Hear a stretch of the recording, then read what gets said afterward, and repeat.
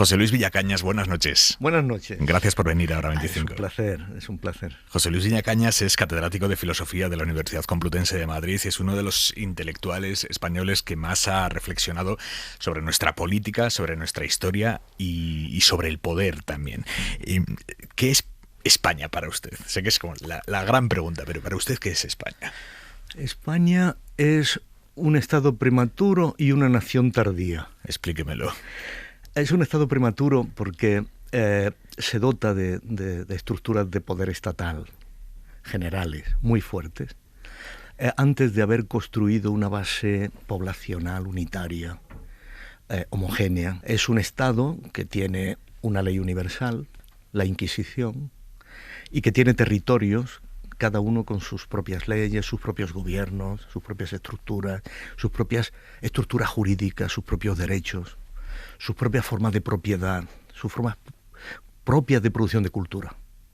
Y se embarca en una enorme aventura imperial con una base poblacional inadecuada, pero con un afán de poder y con una estructura de poder militar extraordinaria. Por eso yo digo que es un estado prematuro, porque se enfrenta a aventuras para las que no estaba realmente preparada. Teniendo en cuenta además que España era un país que, como sistema de ciudades, estamos hablando del siglo XV, como sistema de ciudades, un sistema de ciudades muy avanzado. La forma de destruir el poder urbano en las ciudades fue terrible y fue la Inquisición. La Inquisición tiene esa finalidad, o sea, que la batalla política entre reyes y ciudades se gane por los reyes, pero destruyendo todo el tejido urbano, destruyendo los líderes de esas ciudades, los que llevaban la inteligencia, los que demandaban una política nueva, los que demandaban representación en cortes. Las diferencias periféricas, las diferencias de reino, las diferencias de coronas, se mantienen a lo largo del tiempo porque la aventura estatal es una aventura imperial, una aventura ajena. Esas diferencias se mantienen, se enquistan en la historia y no logran producir la forma de nación propia de la modernidad, ¿no? Tardía. Y si ese Estado hubiese esperado a madurar más como nación antes de echarse al mundo, las cosas habrían ido de otra manera. Con toda seguridad. Pero es que se echa al mundo... la aventura imperial española es una aventura desproporcionada. Solemos olvidar que es una aventura que ningún español quiere. Quieren las élites de poder, quieren las estructuras centrales, pero ningún español quiere esa aventura. Los propios pensadores de la época, que no es que fueran enloquecidos, eran doctos, sobrios y ascéticos teólogos, no quieren la aventura imperial. Portugal no toma tierras, comercia. Basta con que el rey le imponga una cuota o una tasa por la seguridad al comercio que garantiza, para que el rey tenga más beneficios trayendo un barco de especias de las Molucas que mandando 100.000, 200.000 españoles a América, a una toma de tierra. Pero esto que me cuentan es muy transversal al final en la historia y a lo largo y ancho del mundo, el hecho de que la voluntad del pueblo y los ciudadanos quede sometida a los caprichos o a las ansias de sus élites. Sin duda. Pero hay pactos. A veces hay pactos. Cuando los ingleses logran imponer un parlamento. El problema es si las élites hacen pactos, ¿no? O no con sus pueblos. En la historia de España, ¿cuál es el mayor éxito o pulso ganado por parte de la ciudadanía respecto a sus élites? Esto es muy complicado de decir. Yo creo que el mayor éxito y el pulso ganado de la ciudadanía en relación con sus élites es la Constitución del 78. La Constitución del 78 tiene elementos que están previstos por las élites, pero otros elementos que no están previstos por las élites. El estado de las autonomías, tal y como lo tenemos, no estaba previsto por las élites. No estaba previsto por las élites que la gran energía política del año 74, 75, 76, 77 fuera los estatutos de autonomía. Porque la divisa era libertad y amnistía, era la divisa que propone el Partido Comunista. Pero ya en el año 75 se tiene que decir y estatuto de autonomía, porque la energía política procede de ahí. Eso no estaba previsto. De nuevo, porque somos una nación tardía, las naciones emergen. Y emergen, esto es importante, emergen con tanta más fuerza cuanto más se estabiliza el régimen de Franco. Se olvida que cuando el régimen de Franco está produciendo el plan de estabilización, que solo se puede lograr porque las élites vascas y catalanas se vinculan, esto es, las élites que en cierto modo habían perdido la guerra, pero que se vinculan a ese mismo proyecto. Por eso hablamos de una revolución pasiva, porque esas élites que habían perdido se ponen al servicio de la gran industrialización que va a seguir. Se olvida que en ese mismo momento se funda ETA. Y en ese mismo momento emerge una lluvia de panfletos, de octavillas en Barcelona, firmadas por unos señores que llaman cristianos por el socialismo, o cristianos catalanes por el socialismo, y que ha estado escrita por un señor que se llama Jordi Pujol. O sea, el momento en que esas élites nacionales se vinculan a la construcción de la industrialización española, al mismo tiempo se está fundando los sistemas de resistencia de esas propias élites. Y respecto al pasado franquista, usted dice que busca a un lector y un ciudadano que tenga una mirada madura sobre el régimen, lejos del resentimiento, para permitir comprender esa época y superarla definitivamente. Entiendo que si aspira a encontrarlo es porque lo echa en falta. Sí, lo echo en falta, claro. Claro, se echan en falta muchas cosas de madurez democrática en este país. Pero curiosamente, yo no creo que el punto de partida para todo esto sea una transformación radical de la vida política. Creo que es un problema de madurez conceptual y que está mucho más relacionado con la problemática de los fundamentos de la vida colectiva, ¿no? Que son siempre fundamentos morales. Yo creo que España es un país que no ha, justo porque ha tenido una modulación religiosa muy profunda, ha tenido una modulación moral muy superficial. Que estén en las cunetas personas muertas no es un problema de rojos, ni es un problema de nacionales, son todos nuestros. Y esto no vale decir que es que a los que mataron los rojos ya Franco los reconoció. Franco no podía reconocer a nadie como nuestro como colectivo español. Y creo que teníamos que empezar por ahí, para seguir por otra serie de transformaciones que yo creo que tienen que ver con nuestra propia autopercepción. Por ejemplo, la confusión que existe acerca de las determinadas reivindicaciones catalanas, valencianas o gallegas como un capricho actual, ¿no? Cuando cualquier autopercepción de lo que es la trayectoria histórica española nos lleva a mostrar que esto es constante, es sustancial a nuestra historia. Lo que no es sustancial ni constante es la puesta en duda del reconocimiento de sus derechos. Eso es lo que no es constante. El desdeñar las reivindicaciones, claro, no sé si nacionalistas o periféricas, ¿cómo lo llama usted? Sí, yo le llamo históricas. Pensar que el español, el castellano, ¿no? Sí, siempre ha estado en Cataluña, es cerrazón.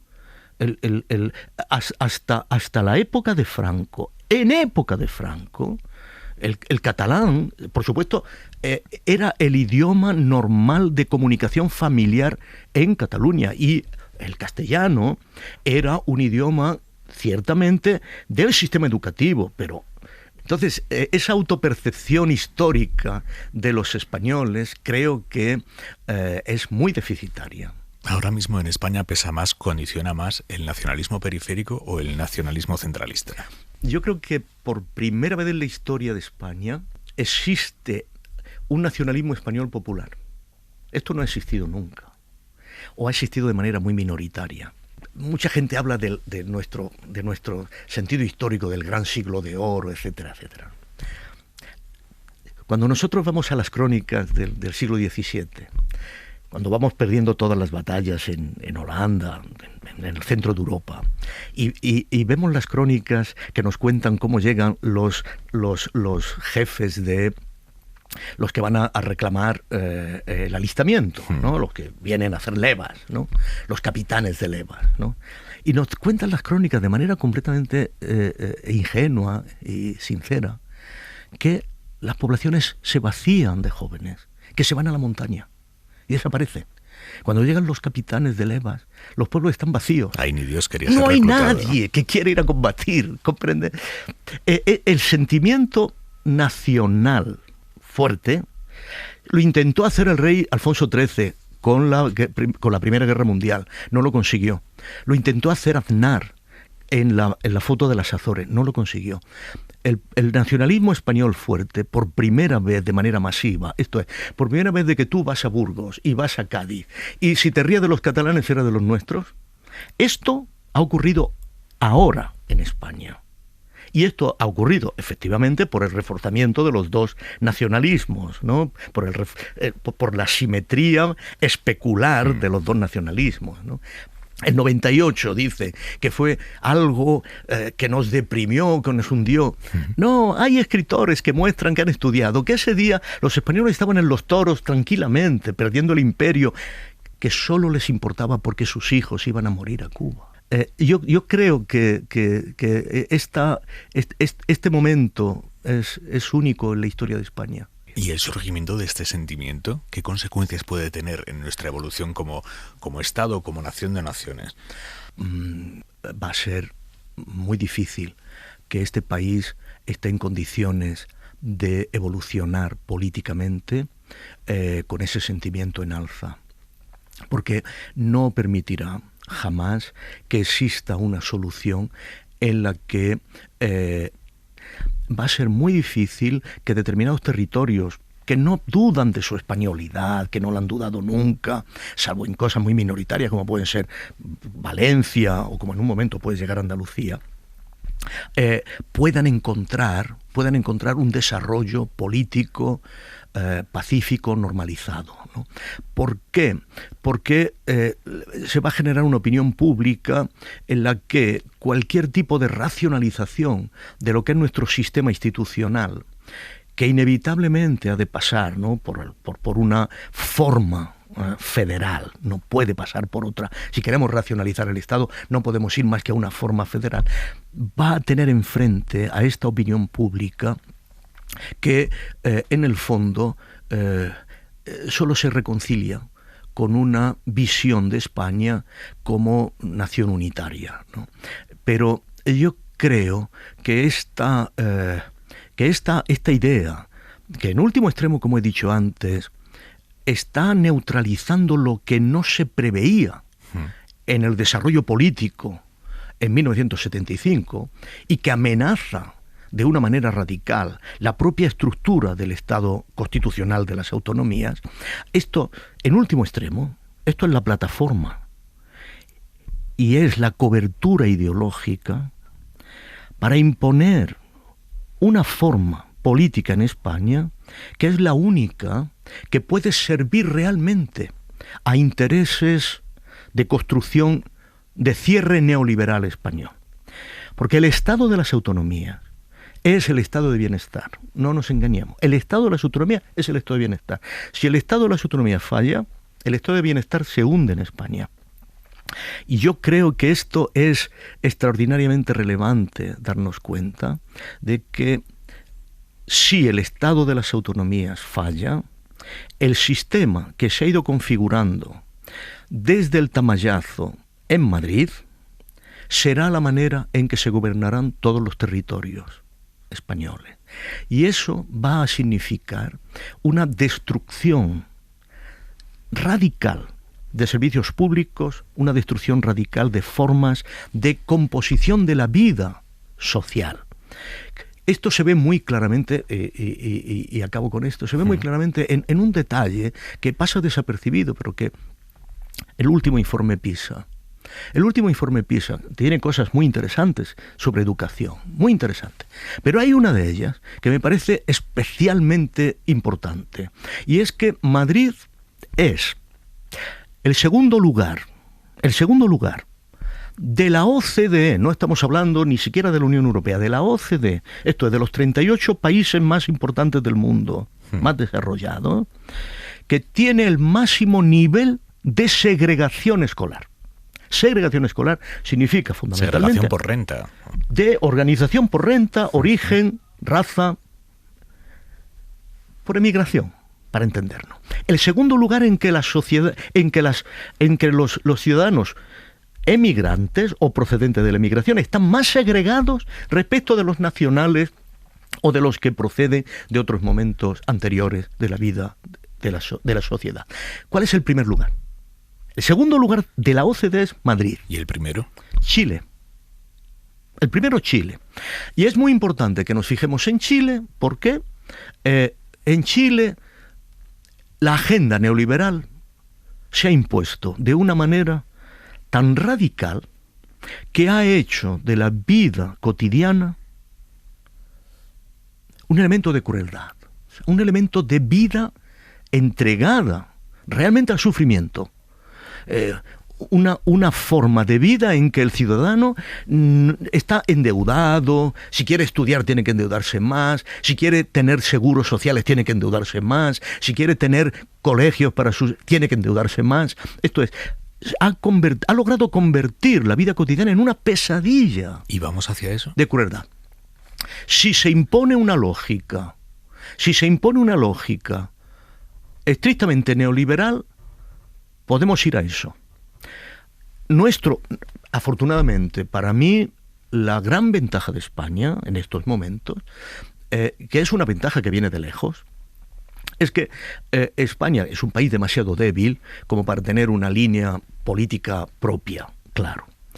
Y por tanto está influido por sus socios, ¿no? Pero sus socios en estos momentos, como vemos, por muchos motivos, tienen una posición que comienza a ser crecientemente divergente, ¿no?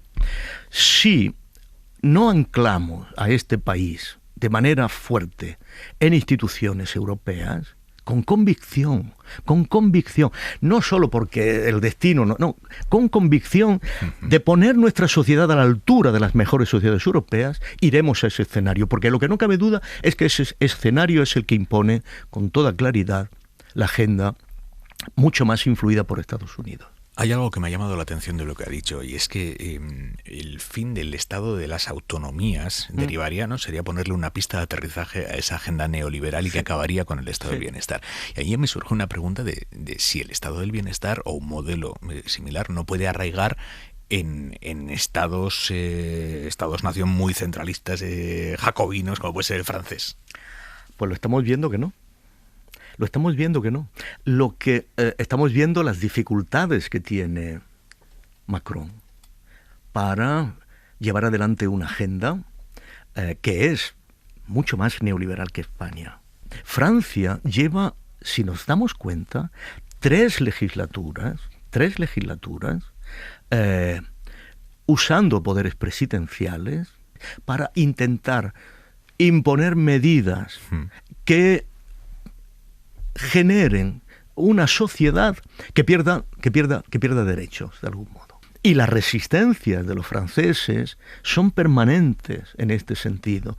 Y nos damos cuenta de que al final, cuando se llega a la presidencia y cuando uno adquiere ese poder central, es mucho más sensible a las agendas internacionales que cuando tiene que llevar adelante elecciones regionales o elecciones de ciudadanía o de elecciones de alcalde, etcétera, etcétera, ¿no?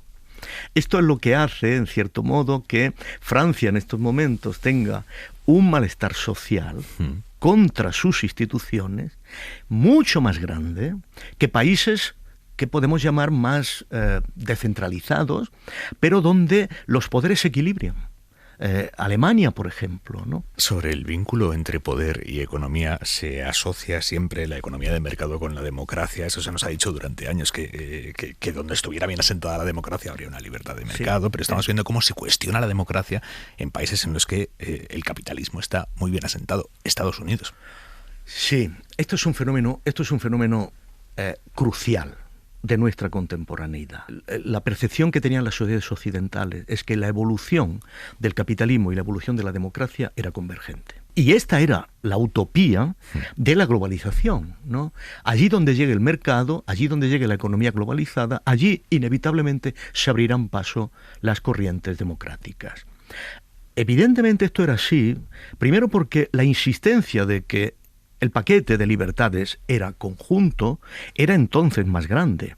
Se hablaba de libertad de comercio, de libertad de movimiento, y se suponía que también de libertad de conciencia, libertad de prensa. Todas llevaban consigo algo fundamental, que era una estructura de derechos humanos. Esto se ha acabado. La evidencia que ha marcado China es que se puede ser capitalista, se puede ser eficaz, se puede ser materialista histórico, pero no democrático.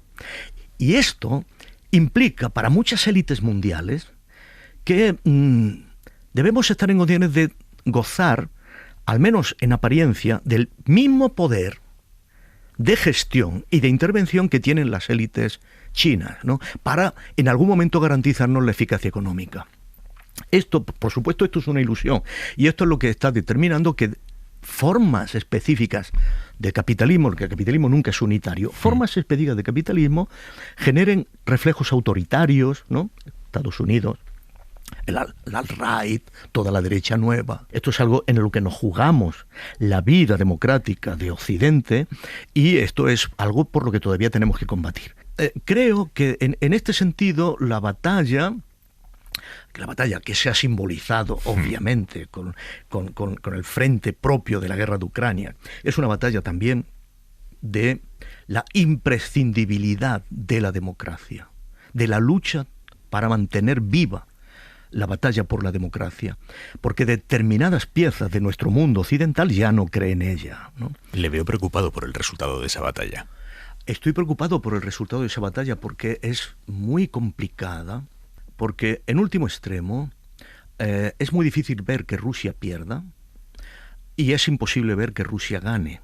Tenemos que tener en cuenta que los países que han respondido a la división del mundo entre Rusia y Ucrania, o lo mejor, los países que han respondido a Europa y a Estados Unidos para mantener todo el sistema de presión sobre Rusia, han sido muy pocos en el mundo. Son 30 países. Esto es, no es una guerra mundial. Los demás países están, todos ellos, viendo a ver cuál es su posición para obtener ventajas, ¿no? De una u otra manera. China está utilizando la oportunidad para decir: yo no soy una potencia bélica, yo soy una potencia pacífica, yo soy una potencia de comercio, yo ayudo a los pueblos, etcétera, etcétera, etcétera. Pero claro, una vez que los dos poderes ya son regionales, porque en el fondo ni Rusia ha logrado tener una gran base de alianza, ni Occidente ha logrado una unanimidad en la presión sobre Rusia, ya estamos hablando de dos poderes regionales, ¿no? Y son dos poderes regionales que desde ese punto de vista van a... Ya no pueden, como poderes regionales, no pueden determinar el curso de la humanidad. Y creo que esto debería llevar a la reflexión de que esa guerra no puede convertirse en absoluta, de que no es una guerra mundial, que es una guerra parcial, y que en tanto que poderes parciales deberían hacer todo lo posible para llegar a algún tipo de solución pacífica, en la medida en que cualquier tipo de escenario implicará, si no se llega a eso, que tarde o temprano el horizonte nuclear esté ahí. Rusia puede llevar adelante, sin usar la cuestión nuclear, una guerra destructiva que impedirá que Ucrania pueda ganar. Con eso, solo con eso, es muy posible que no gane todo el Donbass, pero no perderá. Podemos asistir a una situación de encapsulamiento de la guerra, y creo que Rusia no tiene un horizonte, no puede tener un horizonte social, cultural, vital, existencial, permanentemente vinculada a ser el surtidor barato de gas y de petróleo para China. Esto no se le puede ofrecer como destino a los rusos, a los ciudadanos rusos, ¿no? Y creo que desde este punto de vista deberíamos intensificar los las presiones para que se vaya abriendo un camino de paz, puesto que el camino de la guerra que vemos es un camino que no tiene fin ni tiene un límite claro. José Luis Viñacañas, catedrático, gracias por venir esta noche a Hora 25. Es un placer estar aquí con vosotros y conocerte. Muchísimas gracias, Gracias profesor. a ti, gracias.